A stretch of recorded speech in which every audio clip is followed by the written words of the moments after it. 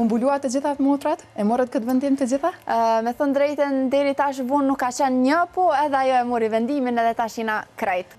Babin e kam hoqë, nanën e kam mësueset mësim besimet, unë jom rrit me këtë frymë. Edhe, dhe me thënë, jemi 4 vajza e një djallë, po babi gjithmonë na ka lënë të lirë në vendimet tona. Do të thonë, për moshës 12 vjeçare kom dalë dhe kom shku në një vend këtë tjetër. Do të thonë, në klasën e 8 dhe 9 kam përfunduar në Shkodër. Për shkak se ka qenë një shkollë shumë më e mirë, edhe kom dashur me sfidu veten.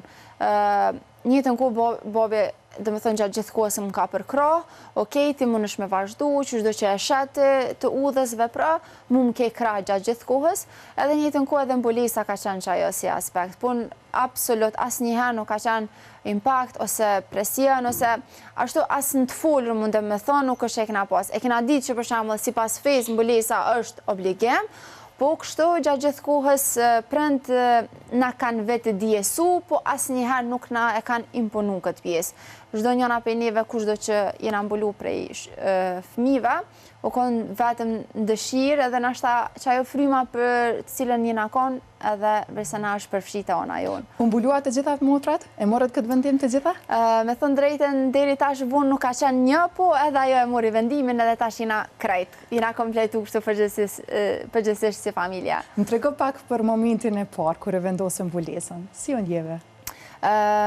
Momentin e parë kur po thëmë, na jena rritë zakonisht, jena rritë me frymë islame dhe na ka ra, për shembull, kur kemi shku në xhami mësim besim, gjatë gjithë kohës, për shembull, e kena vendosë xhamin edhe krejt.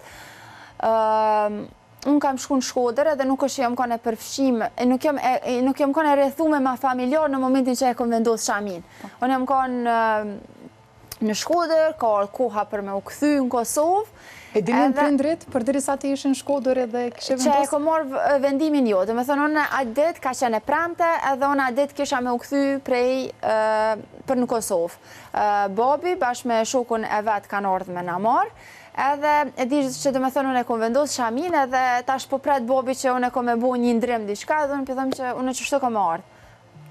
Aden një farë lloj çudie në fytyrë, më thënë po, tash e tutja unë jam qështu edhe normal. U ka një gëzim për janës babi, për një të në kohë, edhe në shpe kur kom ardhë ka qenë një atmosferë shumë e mirë, atmosferë gëzime. Po, me thënë drejten dhe me thënë, jo mbulu me një fund, me një bluzë dhe me një shami. Masi jo mbulu, tani kanë kalu pjesa tjera që me dalë me bublimje, për shkak se e kom pas një veshje si jo e mbulume. Edhe në momentin që u mbuluva, tani ka dosh një ndryshim të veshjes edhe krejt, edhe masi u mbuluva e kom vazhdu me ato procedurat.